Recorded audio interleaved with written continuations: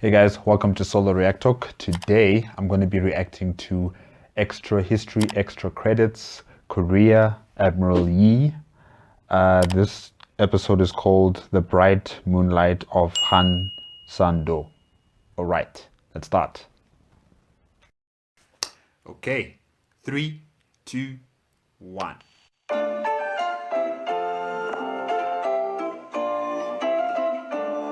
The king had fled from Seoul. The court was making the arduous trek to Pyongyang. Half of Korea was already in Japanese hands. Yi Il, the very same man who had once tried to pass his negligence off to Yi Sun-shin, was the commander of the Korean army. His forces were routed in battle after battle. Essential fortifications and choke points were abandoned, surrendered with barely a fight. Then, in the Battle of Cheongju, the regular Korean forces, under the command of a man named Shin Rip, were annihilated. This is the moment that forces the king to abandon his capital. This is the moment that leads many to fear that Korea as a nation may not survive. But on the very same day that the king fled from his seat, Admiral Yi was destroying the Japanese fleet in Okpo Harbor. Hope for the nation lived in a handful of ships plying the coast.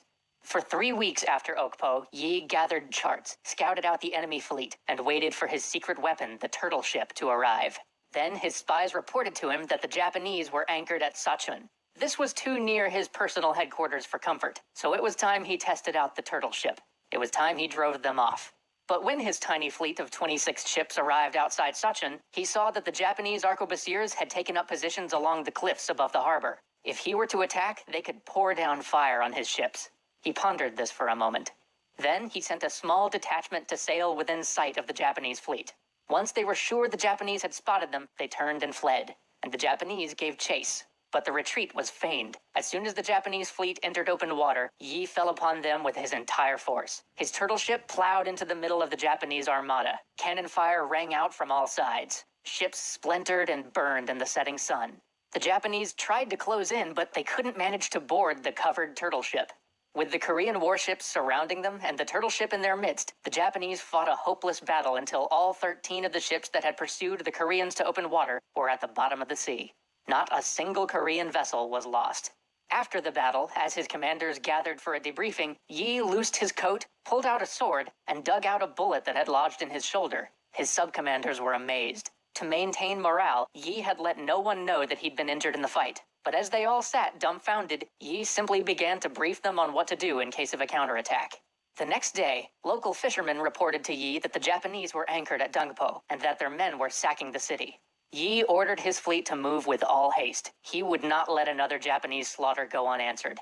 When they reached the harbor city of Dongpo, he once again smashed through the enemy line with his turtle ship, positioned it right next to the enemy flagship, and buried shot after shot in its side. With his turtle ship in their midst, the enemy couldn't maneuver, and because the turtle ship had heavy guns on all sides, it couldn't be flanked. It simply loosed salvo after salvo at everything around it. And while the turtle ship caused chaos, the rest of the Korean ships surrounded the Japanese and trapped them in the harbor. At the height of the battle, one of Yi Sun-shin's sub-commanders, Kwon-jun, stood upon the deck of his vessel, drew his bow, and loosed an arrow at the enemy admiral. The shot found its mark. 2 of his men then leapt upon the enemy flagship and cut off the Japanese admiral's head. Seeing their commander's head held aloft, the Japanese were thrown into a panic. Command broke down, and in the chaos, Yi's ships sank the Japanese vessels one by one. As night fell and the Koreans withdrew, not a single Japanese ship remained. 2 days later, another Korean fleet, a fleet that was supposed to have joined them before any of this began but ran behind, finally rendezvoused with Yi, bringing his squadron up to 51 ships in total. With this larger force, he began to chase down rumors of another anchored Japanese fleet sacking a Korean town. The rumor turned out to be true, and again, Yi pounced upon the Japanese while they were disorganized, plundering a town. Again, Yi sent his turtle ship into their midst, and again, he used a feigned retreat to lure them out into open water, although this time he did it to keep the Japanese from fleeing to shore if they were defeated. Again they followed, and again, upon his signal, his fleet turned upon their pursuers. Again, the Japanese admiral fell in the battle, and Japanese morale broke.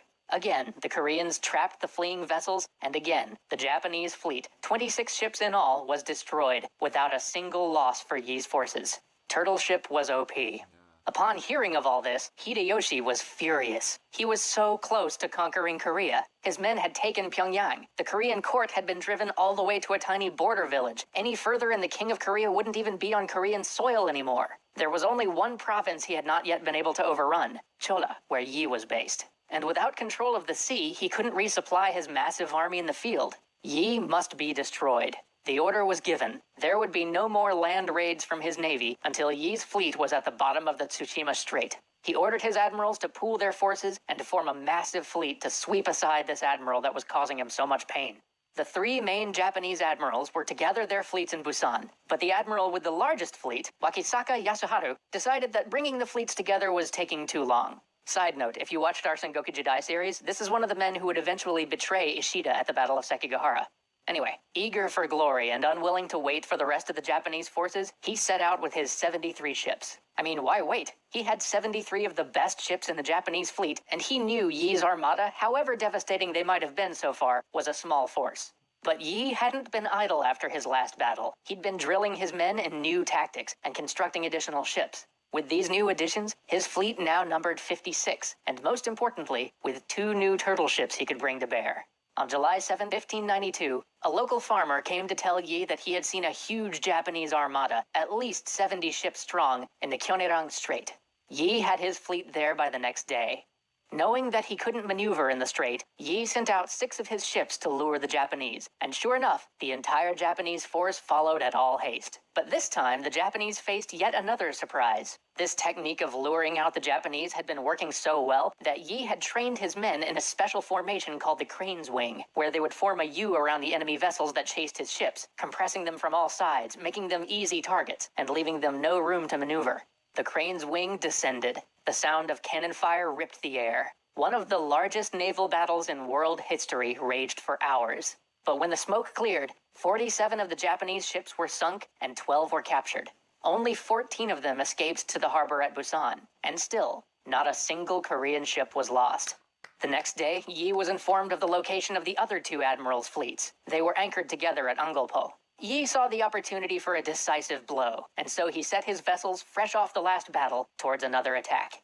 This time, though, no matter what he tried, the Japanese refused to be lured out of their position. So Yi sent his ships in small assault squads, using their superior range to hammer the largest of the Japanese ships, then moving clear so another squad could circle in and fire. The battle was long and bloody. Though still none of Yi's ships were sunk, between the action outside of Kyonerang and the Battle of Angulpo, hundreds of his sailors were wounded. It was the most damage the Japanese had done to Yi's fleet to date. But the majority of the Japanese fleet in the harbor was destroyed. Only a few ships remained, and these Yi ordered not to be touched, because many of the Japanese soldiers had fled to the nearby shore, and, as he said, many brigands escaped into the mountains where local inhabitants have taken refuge. If all the Japanese ships were to be burned, the brigands would massacre Korean citizens in revenge. As he expected, instead of slaughtering the peasants in the hills, the Japanese boarded their remaining boats and slipped away in the night. 6 days later, upon hearing the news of these calamitous defeats, Hideyoshi ordered all offensive naval operations to cease. From now on, the Japanese Navy would only guard the passage to Busan. And so, with one stroke, Yi destroyed all of Hideyoshi's hopes for invading China.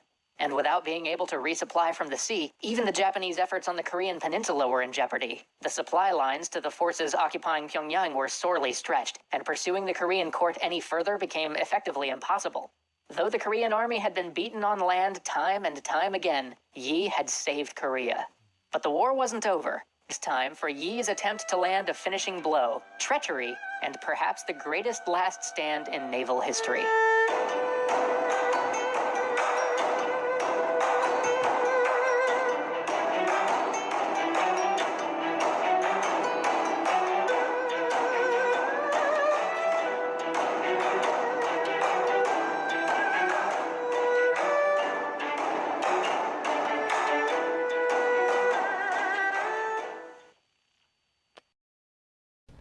Guys, Admiral Yi is a tactician, a god tactician, you know. Wow. The way, even under pressure, he was still able to keep his cool. Even though he got shot, he was able to keep his cool, his composure, and command his troops off to the next battlefield. And these turtle ships, I think I need to search on YouTube for any videos detailing these turtle ships. I need to examine them a bit closer because this is an interesting design, you know. On the top, it's covered up with spikes so that any enemy force that wants to board the ship, they won't be able to enter into the ship. And it's surrounded by cannons all around it, you know, from starboard side to port side, surrounded with cannons, and even on the front and at the back as well. So it's an interesting ship, very, very interesting ship. I think I need to really search for it on YouTube. Yeah, and while the Korean army on land, they're led by incompetency. So, you know, it's not really surprised. It's disappointing what's happening there, you know, in that theater of battle, but at least, you know, Korea has someone who is capable, someone who is willing to defend on the sea, and that was Admiral Yi and his commanders and his naval officers. So yeah, Korea was lucky, very, very lucky. I mean, you know, like Japan was an overwhelming force, and in their arrogance, they thought that they could defeat and crush Korea in one fell swoop. And they were right to some extent. They were right, but they did not account for Admiral Yi. They did not account for his victories. They saw his fleet as, you know, small and inconsequential compared to theirs. Like they had like 71 battleships, while Admiral Yi had like around 51. So, you know, they was probably thinking to themselves, numerically, we are superior to him and we can crush his navy at any time. So they didn't take him seriously in the beginning. But as Admiral Yi kept on getting his wins, they finally decided, okay, no, we have to take this guy out. But by then it was already too late. He's already organized his navy. He already knows where they're going to come from. He knows how to put them into a trap. He knows what battleships to use. He already built more turtle ships. Guys. So basically, what made Korea survive this war was the incompetency and the arrogance of the Japanese and the competent commander, Admiral Yi, in these naval battles. That's what led to Korea's survival during this war, I think. I don't know. In the comment section, you guys can tell me otherwise, but you know, so far from what I've been listening here from extra credits, extra history, it seems that Admiral Yi was one of those decisive pivoting moments for the Korean-Japanese war. Yeah. Okay, guys, that's it. If you like this video, please give me a like, comment, and subscribe to my channel. Also, click on the notification bell if you want to be up to date with my latest videos. Until next week, Tuesday, bye-bye.